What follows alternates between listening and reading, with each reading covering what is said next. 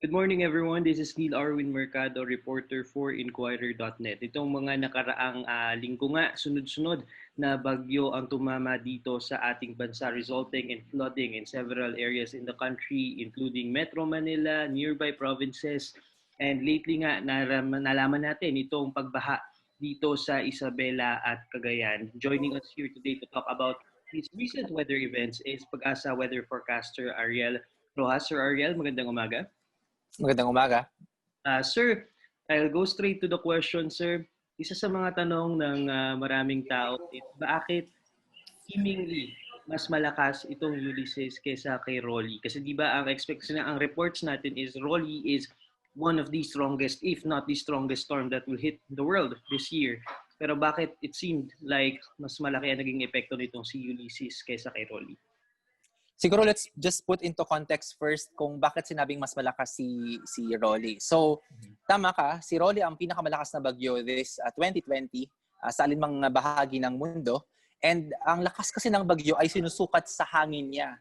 Kasi wind circulation ang bagyo, no? So si Rolly ay umabot sa super typhoon category ng Pagasa. Yung kanyang maximum sustained winds, yung hangin malapit sa gitna, nasa 225 kilometers per hour. So super typhoon siya. Si Ulysses, on the other hand, yung kanyang maximum sustained winds, 155 kilometers per hour. So medyo magkalayo sila doon ng lakas ng hangin.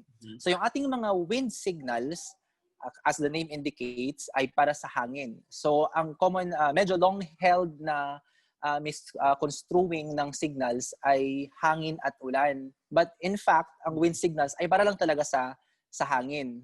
So I guess yun yung medyo matagal nang naka-ingrain sa tao na yung signal ay para sa ulan at hangin. So dito po sa Metro Manila, yun nga, umabot ng signal number 4 yung ating warning for wind signal bago nagpalit ng direction itong si Rolly. So minimal yung effect dito sa Metro Manila, hindi ganoon kalakas. But again, hangin po, mas malakas itong si Rolly. Mas maraming ulan na dala si Ulysses, kaya mas malala yung devastation na nangyari dito sa mga lugar na naapektuhan. And also, we have to take note na magkaiba sila ng localities na naapektuhan, no? So, relatively speaking, if you ask someone from the Bicol region or from my province sa Catanduanes kung saan naglandfall yung bagyo na si Rolly, they will tell you kung gaano kalakas at gaano nakakatakot itong si Rolly nung dumaan doon sa Catanduanes and even sa may Albay. Pero itong si Ulysses kasi, again, mas malakas yung kanyang mga ulan. So medyo iba siguro yung sa point of view ng mga tao na apektuhan, let's say dito sa may bahagi ng Marikina, kung saan lagpas second floor, yung taas ng baha na naramdaman ng mga nakatira doon. Sir, a lot of people are comparing Ulysses dito sa napakalakas na bagyo na we're talking about Ondoy, including the city governor, city mayors in Metro Manila. They're saying, ang laging tanong, especially in Marikina River, when being asked questions about the situation in Marikina River, ang common na tanong is, sir, how can you compare this to Ondoy? What are the similarities between Ulysses and Ondoy, and why are they being compared sa isa't isa? Let me just comment on what you said na napakalakas ni Ondoy. Si Ondoy po ay isang tropical storm nung dumaan dito sa may Central Luzon. So, ang tropical storm ay pangatlo sa categories ng mga bagyo. After ng LPA, pag naging bagyo siya, meron kang tropical depression. Pangalawa rather, at meron kang tropical storm. So, mahinang bagyo itong si Ondoy, pero marami siyang dalang ulan. So, again, kasi nga, baka ang measure ng comparison ay yung dami ng ulan at yung impact ng baha. So, sa lakas po ng hangin ay mahinang bagyo si Ondoy na may dalang maraming ulan. So, ang nangyari kay Ondoy, ang na-record natin na pag-ulan dito sa Science Garden Station ng Pagasa sa Quezon City noong 2009, 455 millimeters na ulan. So, nandito tayo sa Metro Manila mismo ganun kadami yung natanggap na ulan. Ngayon, ito namang si Rolly, dito sa Science Garden, ang natanggap ng ulan na noong dumaan si Ulysses sa Central Luzon ay nasa 153 millimeters. So, halos 1/3 lang ng ulan ni Ondoy ang tanggap ng Metro Manila or ng Science Garden Station nung dumaan itong si Ulysses. But, ang ating caveat ay doon po sa Tanay Rizal Station ng Pag-asa, na nasa taas po ng bundok, dyan sa may Sierra Madre, 356 millimeters na pag-ulan ang natanggap doon. So, mas maraming ulan na ibinagsak itong si Ulysses upland sa taas po ng bundok kesa dito sa baba, dito sa may Metro Manila. So, yung pagbaha po ay dahil sa malalakas na ulan ng tinanggap ng sa bulubunduking lugar na bumaba dito sa may Marikina na alam natin na catch basin. So, kahit mas konti ang ulan sa Metro Manila, since maraming ulan na binagsak sa bundok, yun po yung ulan na bumaba dito sa atin sa Marikina, sa Rizal, and sa may Metro Manila. And also take note na itong si Ulysses ay hindi lang siya nag-iisang bagyo in like 4 weeks.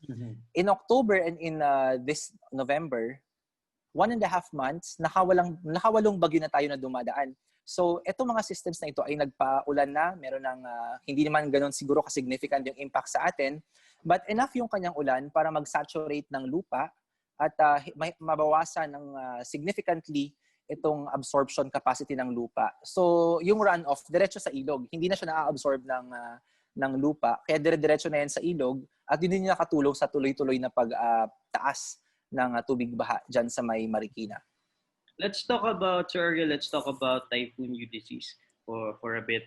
Can you give us a timeline kung ano? Because okay, mag-focus tayo dito sa nangyari sa Cagayan and Isabela, sir. Ito yung laman ng mga balita ngayon. Can you give us a timeline kung ano ang nangyari? Because we are so focused here in Metro Manila and nearby areas kasi dito around here yung daan noong bagyo. Pero ang tanong na nakakarami is, bakit umabot doon sa northern part of Luzon if naandito sa bandang Metro Manila yung dinaanan nitong bagyo? Can you give us, sir, a timeline kung ano yung mga nangyari a few days before Ulysses made a landfall here in our country? Okay, so before si Ulysses, meron tayong bagyong Tonyo. Si bagyong Tonyo ay dumaan sa central part ng bansa, dito sa may southern part, southern islands ng southern Luzon, dito sa may Masbate, sa may Mindoro, and even here sa may Batangas. So si Tonyo ay nilalang ulan. And that happened before naging bagyo si Ulysses. Si Ulysses naging bagyo noong November 9 at nasa gitna pa yan ng dagat, no? Actually, hindi sa Metro Manila dumaan yung bagyo. Dumaan ang bagyo sa Central Luzon. Naglandfall yung bagyo dyan sa may Quezon, sa Pulilio Islands, sa Panukulan, Bordeos, tsaka sa General Nakar. Tapos dumaan sa may northern part ng Bulacan, palabas ng Nueva Ecija, then Tarlac and Zambales. So sa north ng Metro Manila dumaan itong bagyo. Before si Ulysses tumama ay ilang araw na rin na may tail end ng cold front na nagpapaulan dyan sa may Cagayan area. So itong tail end ng cold front, even before nagkaroon ng Ulysses, meron na tayong nakitang reports ng may mga pictures na nakapost sa social media na mga sirang kalsada, ng mga landslide, and meron ding mga pagbaha doon sa northern part ng Cagayan. So dahil po yan sa tail end ng cold front. So ito po yung sinasabi ni VP Lenny na confluence ng several factors at hindi lang po ni Ulysses. May other existing weather systems before dumating si Ulysses na nagpapaulan na po dyan sa may northern part ng Cagayan and sa may Cordillera. So yung tail end ng cold front ay ilang araw po doon nagpapaulan at malalakas po ang ulan dala ng tail end ng cold front at ilang beses din po naglabas ang Northern Luzon Office ng Pagasa ng heavy rainfall warning dyan sa may Cagayan Valley area dahil nga po sa malalakas na ulan dulot ng tail end. So nung lumapit naman itong si Ulysses ay parang nagdikit po yung systems na ito, yung tail end tsaka si Ulysses. But again, before si Ulysses umabot dito sa may Central Luzon, malawak yung kanyang kaulapan, no? So malawak din yung areas kung saan merong mga pag-ulan and abot na abot ang Northern Luzon. At meron pa dong nakatutok na tail end ng cold front. So dalawang weather systems yung nagpapaulan doon at nagtulak nga para itong Magat Dam ay magbukas ng gates para magpakawalan ng tubig kasi otherwise hindi kakayanin ng structure ng dam. Posible ring mag-result yung kapag hindi nagpakawalan ng tubig, posibleng magkaroon ng damage doon sa dam and mas malawakang peligro po yung dala nun. Sir, what date itong sinasabi ninyo na interact, if I'm using it correctly, itong effects ng bagyo at itong epekto ng tail end ng cold front? So I'm looking at the weather forecasts we issued Iba pa to sa severe weather bulletin na para sa mga bagyo. But as early as early November and nung nasa dagat pa itong si Ulysses, meron na tayong tail end ng cold front, mga November 9. I'm looking at the weather forecast. Meron ng tail end, no? Halos nagdikit sila or parang parehong lugar yung nakatutok at may mga pag-ulan noong November 12, noong naglandfall itong si Ulysses dyan sa actually pala, madaling araw naglandfall or late night naglandfall itong bagyo ng, I think, November 11 dyan sa may Pulilio Islands. Pero yung patawid niya dyan sa may Central Luzon, November 12. And yun yung araw na marami ding binagsak na ulan itong bagyo dyan sa yung ulap ng bagyo dyan sa may Northern Luzon. So November 12, sabay pinapaulanan nitong si Ulysses at ang tail end ng cold front itong Northern Luzon. Sir, I don't know if you have the data with you, but I'm really curious. I understand that you're saying that ito ay some epekto na hindi lamang ng Ulysses. There's also other weather factors that are coming to play here. Can you give us, sir, do you have a data with you as to gaano kadami yung ulan na na-report natin dito sa Cagayan Valley area? So I have here now the rainfall data. So kinuha ko na from November 8 hanggang November 12. Thank you, sir. Okay, so November 8 sa Aparito, so nasa lowlands tayo. Yung ulan doon 128.7 millimeters over 24-hour period. So yung 128.7 na yan, parang moderate rain yan. So imagine 24 hours, katamtaman yung ulan. So, all throughout the day, halos may ulan. Sa Apari, and then November 9, 83 millimeters, moderate din. November 10, 61.1 millimeters, moderate din po. November 11, mas konti, 22.6. But on November 12, kung saan parehong tail end tsaka bagyo nagpapaulan dyan sa may Cagayan, 209.0 millimeters, which is heavy. So, this just proves what I've told you earlier, na even before si Ulysses, yung kaulapan ni Ulysses ay nagpaulan dyan sa may Cagayan area, ay marami ng ulan na natatanggap. So that's enough to saturate yung soil doon. And this is just in the lowlands. Again, as I mentioned, wala tayong station doon sa uplands, sa eastern side ng Cordillera. So I cannot provide you with any data kung gaano karaming ulan ang natanggap doon. But this just proves na yung epekto ng tail end ng cold front ay meron ding ginawa para doon sa malawakang pagbaha dyan sa may Cagayan Valley. So, pero just to clarify, sir, this is the amount of rainfall na received in Apari in Cagayan, sir. Yes, in the lowlands, in our station. It is possible na may mga ibang lugar dyan sa Cordillera and sa Cagayan Valley na mas maraming ulan na natanggap, kaso wala tayong istasyon doon, kaya wala tayong data. Sir, my question now is, ito kasing mga terminologies na ito, na like 220 meters, ganyan, moderate rainfall, these could get technical. Even I wouldn't know how much of rainfall this is. Kahit sabihin natin na it's moderate. How moderate is moderate? How... Mayroon bang efforts ang Pagasa to communicate this better to the lay, to the public? Yes, actually sa ating heavy rainfall warning, although ang problema kasi is magkakaiba yung ating threshold values, no? When I say threshold values, pag nagsabi tayo na ganitong karaming ulan ang matatanggap sa isang lugar, babaha ba or hindi? Like dito sa Metro Manila, mababa ang ating threshold value kasi konkreto halos. So hindi na-absorb ng lupa agad. Whereas in other areas, itong mga mas rural areas like Cagayan Valley, ay mas kaya nilang makapag-absorb ng lupa at makapag-absorb ng tubig rather sa mga ulan dahil marami nga pong lupa pa doon, exposed na soil. So ang ating sinasabi, normally we do away with mentioning these values. Ang sinasabi natin yung intensity ng ulan, yung moderate, yung heavy. Kasi yung mga ganitong values, yung mga ganitong descriptors ay enough para maintindihan sana siguro ng public and of course the DRRM officers, yung mga local DRRM officers which have been trained with our rainfall intensity values. Mas alam nila yung kanilang localities, alam nila yung kanilang flood reaction ng lugar, kung alin yung mga low-lying areas at mga bahaing lugar. So normally when we issue the heavy rainfall warning, alam nila kung anong mga lugar na ang posibleng bahain. So, possible din na may point ka na may parang gap on how we communicate kung paano ba talaga yung eksaktong impacts nito, no? Like for instance, meron ba tayong mga model studies na nagsasabi na ganito kalakas na ulan over a number period of days or over a period of time, gano'n makataas yung baha sa isang lugar.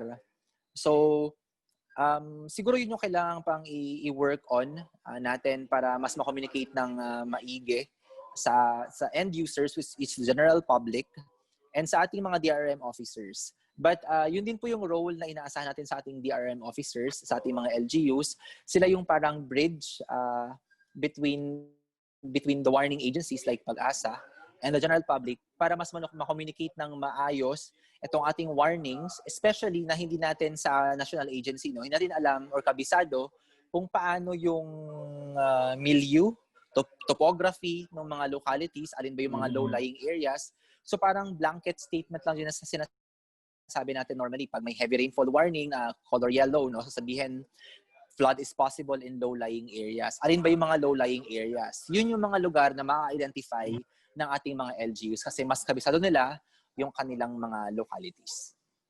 So if I'm understanding it correctly, ang communication flow sa Pag-asa is Pag-asa as the national agency, and then i-communicate ito sa mga PDRRMO natin. And then ang PDRRMO sila ngayon with the local government unit. Tama ba sir?